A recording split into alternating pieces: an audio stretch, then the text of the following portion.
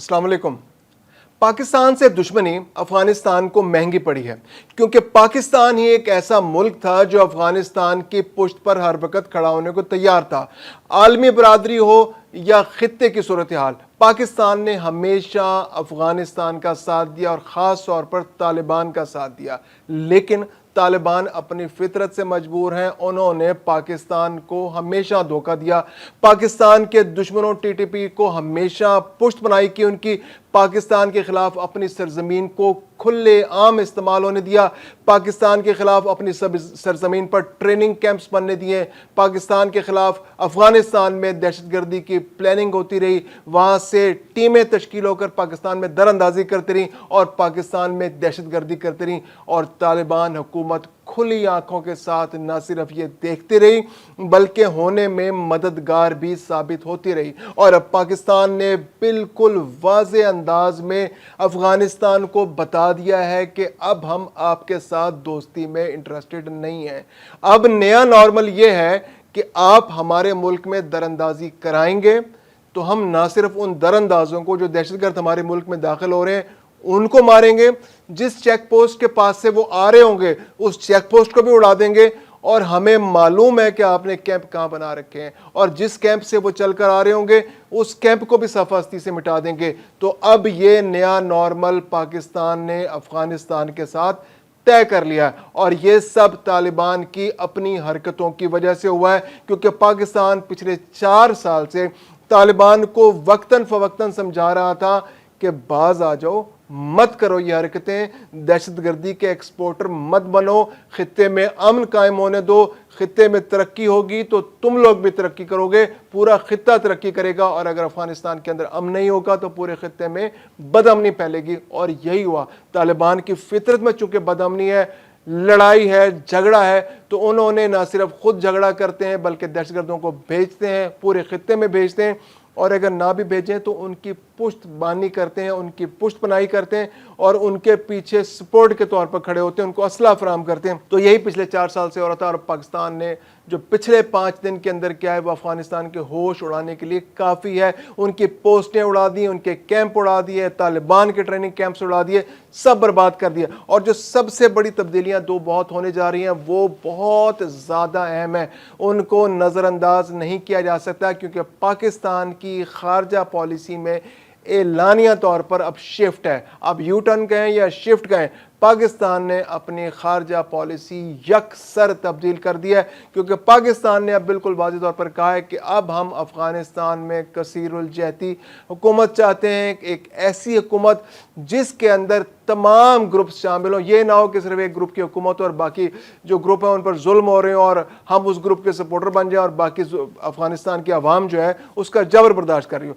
पाकिस्तान हकीकी मानों में अफगानिस्तान की आवाम को आज़ाद देखना चाहता है, यानी हर शहरी आज़ाद हो, उनकी मर्जी और मंशा के मुताबिक वहाँ पर हुकूमत बने। और पाकिस्तान ने बड़ी क्लैरिटी से कहा है कि हम चाहते हैं कि तमाम ग्रुप्स, तमाम एथनिक ग्रुप्स, तमाम मज़ाहिब, तमाम ग्रोह जो वहाँ पर अफगानिस्तान के अंदर मौजूद हों उन पर मुश्तमिल, उनकी राय पर मुश्तमिल, उनकी राय को अहमियत देते हुए एक ऐसी हुकूमत बनाई जाए जिसमें अफगानिस्तान के तमाम लोग जो हैं शामिल हो। अब तालिबान का अलमिया या पाकिस्तान ने अब जो है रिसेंटली जो यूटर्न की मैं बात कर रहा हूँ, जो शिफ्ट की बात कर रहा हूँ, वो शिफ्ट ये है कि पाकिस्तान ने अब बड़े खुले अल्फाज में अफगानिस्तान का जब भी जिक्र होता है तो अफगान हुकूमत कहने की बजाय अब तालिबान हुकूमत कहना शुरू कर दिया। वाकई तालिबान की हुकूमत है। अब इसमें दिलचस्प बात यह है कि जो तालिबान है ये प्रीडोमिनेटली पख्तून लोग हैं। अब हमें डेमोग्राफी देखनी पड़ेगी कि अफगानिस्तान की डेमोग्राफी एक्चुअली है क्या, अफगानिस्तान में क्या वाकई पख्तून अक्सरियत में है या कोई दूसरे ग्रोह जो है वो अक्सरियत में। क्योंकि पहले तालिबान से पहले जो हुकूमत थी उसके अंदर पख्तून शामिल थे, लेकिन इसके बावजूद जो शुमाली ताद के लोग थे, जो गैर पश्तून लोग थे, उनकी अक्सरियत थी और उनकी डोमिनेंस थी इस हुकूमत के अंदर। लेकिन अब तालिबान के आने के बाद तालिबान में चूँकि अक्सरियत पश्तून लोगों की है, कबायली निज़ाम है, कबायली कल्चर है, देही इलाकों के रहने वाले लोग हैं, वही इसका ईंधन बनते हैं, वही इसकी फ़ौज बनते हैं, वही इसके लिए असला उठाते हैं, वही वहाँ पर अपने दुश्मनों से लड़ते हैं, जिन्हें ट्रेनिंग है अपने मुल्क से दहशतगर्दी करने की। जब अमन हो जाता है तो फिर ये अपने पड़ोसियों के खिलाफ लड़ना शुरू कर देते हैं। ठीक है, जब अगर हमलावर आया, कोई रूस आया, कोई अमेरिका आपके मुल्क में आएगा तो आपसे ज़रूर लड़ें, लेकिन जब आपके मुल्क में अमन कायम होने का, जब तरक्की करने का वक्त आता है तो ये बंदूकें उठाकर پڑوسی ملکوں کی طرف چل پڑتے ہیں، اور اگر خود نہ چلیں تو جناب ان کے دوست کچھ ایسے گروہ موجود ہوتے ہیں جن کی یہ فنڈنگ کرتے ہیں اور وہ جا کر دوسرے ملکوں میں دہشت گردی کرتے ہیں. یہی طالبان حکومت کے ساتھ ہو رہا ہے. تو اب ہم بات کر رہے تھے کہ ڈیموگرافی افغانستان کی کیا ہے. تو افغانستان کی جو ٹوٹل آبادی ہے اس کا تقریباً 38 سے 40% آبادی جو ہے وہ پشتونوں پر مشتمل ہے. بظاہر ایسا لگتا ہے کہ پورا افغانستان ہے، شاید افغانستان کی جو آبادی کی اکثریت جو ہے وہ 70-80% وہاں پہ پشتون رہتے ہیں. ایسا بالکل نہیں ہے. افغانستان کی آبادی کا 38 سے 40% جو ہے وہ پشتون لوگوں پر مشتمل ہے. اس کے علاوہ جو فارسی بولنے والے لوگ ہیں وہ بہت بڑی تعداد میں افغانستان کے اندر رہتے ہیں. ان میں جو سب سے بڑا گروپ ہے وہ تاجک گروپ ہے.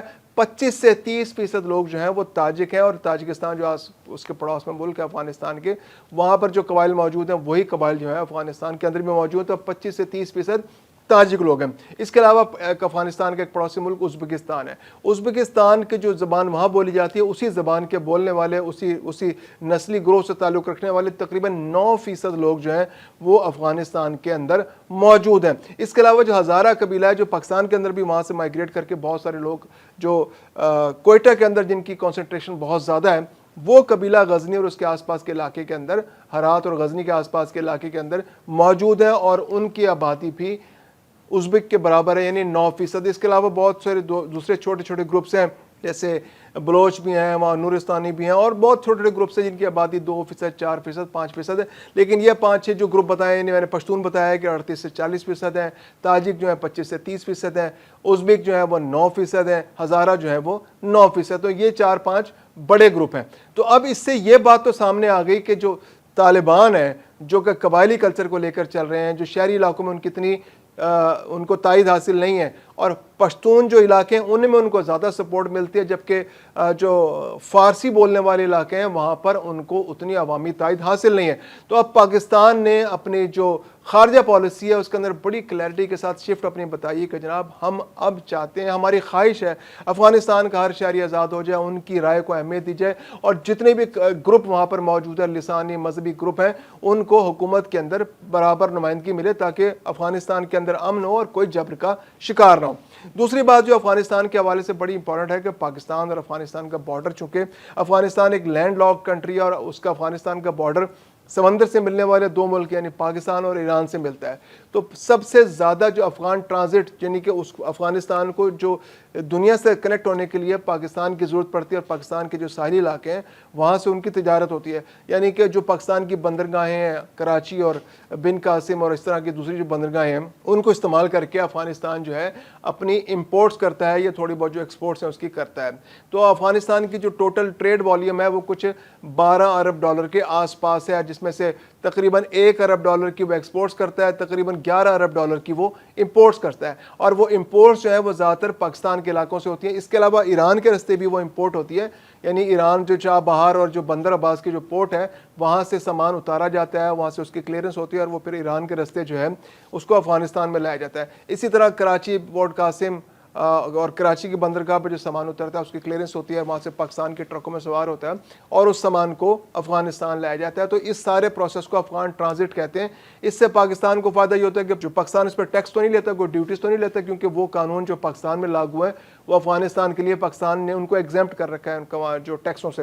لیکن یہ ہے کہ پاکستان کی جو دوسری جو کلیئرنگ کا شعبہ ہے، جو شپنگ کا ہے، جو ٹرکنگ کا ہے، جو آپ کے پاکستان کے ٹرک ہوتے ہیں، جو کارگو ٹرکس ہیں استعمال ہوتے ہیں، تو وہ افغانستان آتے ہیں. تو اس سے اوورآل یا پھر پاکستان کی جو سڑکیں استعمال ہوتی ہیں، انفراسٹرکچر استعمال ہوتا ہے، جو ٹول ٹیکس ہوتا ہے، تو اس طرح سے پاکستان کو کافی ریونیو ملتا ہے. ایک اندازے کے مطابق جو افغان ٹرانزٹ ہے اس سے پاکستان کو ہر سال تقریباً $250 ملین سے لے کر $400 ملین تک کی بچت ہوتی ہے. لیکن اب یہ ہے کہ پاکستان کے علاوہ ایران کی بندرگاہیں بھی استعمال ہوتی ہیں. تو جو پہلے افغان ٹرانزٹ کا جو شعبہ پاکستان کا تقریباً 80% جو ٹرانزٹ تھی، ٹریڈ جو تھی پاکستان کے ذریعے ہو رہی تھی، تو اب اس کا شیئر گریجولی ایران کی طرف بھی شفٹ ہو رہا ہے. لیکن اب پاکستان نے پچھلے کچھ عرصے سے جو رستے ہیں افغانستان کے وہ بند کر دیے ہیں، جو تجارت ہے وہ بند ہے. اب افغانستان کی تجارت پاکستان کے رستے نہیں ہو پا رہی، کیونکہ حالات بہت کشیدہ تھے. ہم نے اپنی چیک پوسٹیں بند کر دی ہیں. چمن کے رستے، اسپین بولدک کے رستے ٹریڈ ہوتی تھی، یا ترخم کے رستے ٹریڈ ہوتی تھی، یا انگور اڈا کے ذریعے ٹریڈ ہوتی تھی. اس کے علاوہ ایک دو اور بھی کراسنگ پوائنٹس ہیں جہاں سے تھوڑی بہت ٹریڈ ہوتی تھی. یہ دو بڑے ٹریڈنگ پوائنٹس ہیں, چیک پوائنٹس ہیں. تو یہ اب 2 دن سے 3 دن سے بند ہے, آج تیسرا روز ہے بند ہونے کا. تو اب افغانستان کے لیے ایک بہت سیریس پرابلم ہو گیا ہے, پیدا ہو گیا ہے کہ اب وہ ٹریڈ کس طرح کرے گا. اب یا تو وہ پوری کی پوری ٹریڈ ایران کی طرف شفٹ کرے, جو بہت بڑا ایک پروسیس ہے, کیونکہ بہت سارے شپنگ جو ان کے آرڈرز ہیں آگے جو امپورٹس ہیں وہ پاکستان کی کراچی پورٹ پر یا تو پہنچ چکے ہیں یا پر رستے میں, اور ٹرک افغانستان کی طرف گامزن ہے.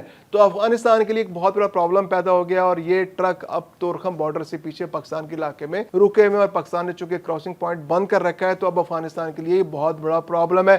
تو 2 بڑے پرابلمز افغانستان نے اپنے لیے فوری طور پر پیدا کر دیے ہیں. اور تیسرا پرابلم جو سب سے بڑا پرابلم ہے وہ افغان پناہ گزینوں کی واپسی. پاکستان بہت کلیئر ہے کہ اب افغان پناہ گزینوں کو اپنے علاقے میں نہیں رکھنا, ان کو ہر صورت بھیجنا ہے.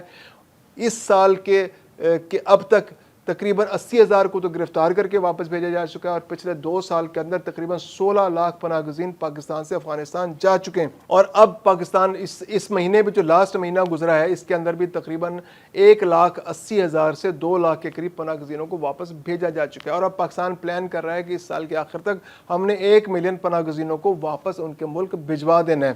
تو اب پاکستان کے اندر کریک ڈاؤن بھی تیزی سے جاری ہے, پاکستان کے اندر ان کی پکڑ دکڑ بھی ہو رہی ہے, ان کے پراپرٹیز بھی ان سے لی جا رہی ہیں, ان کو کرکی بھی کی جا رہی ہے, آکشن بھی ہو رہی ہے, اور جو والنٹریلی جا رہے ہیں ان کو فیسیلیٹیٹ کر کے ان کے علاقوں میں واپس بھجوایا جا رہا ہے. تو یہ بہت سیریس افغانستان نے اپنے لیے پرابلمز پیدا کر لیے ہیں. ان کو جنگ کا شوق, ان کو ٹی ٹی پی کو سپورٹ کرنے کا شوق, ان کو بی ایل اے کو لانچ کرنے کا شوق, ان کو کیمپ بنانے کا شوق, بھارت کے ساتھ پینگے چڑھانے کا شوق, اور یہ بھارت کی گود میں بیٹھ کے مودی کے ساتھ یاری لگا کے افغانستان نے جو پاکستان کے ساتھ جنگ کی, اور جس طرح سے طالبان کا جو وہ وزیر خارجہ امیر متقی جو ہے انڈیا کے اندر بیٹھ کے پاکستان کے خلاف فضول باتیں کر رہا ہے اور اپنی دوستی بتا رہا ہے کہ جب ہم تو انڈیا کے ساتھ اسٹریٹجک پارٹنرشپ کرنے جا رہے ہیں, تو یہ افغانستان کے لیے گلے کی ہڈی بننا جا رہا ہے. اور افغانستان کو ابھی سے اس کے اثرات, اس کے نتائج اس کو ملنا شروع ہو گئے, اور آنے والے دنوں میں یہ زیادہ شدت کے ساتھ سامنے آئیں گے, کیونکہ افغانستان اور پاکستان کے بارڈرز مشترک ہیں.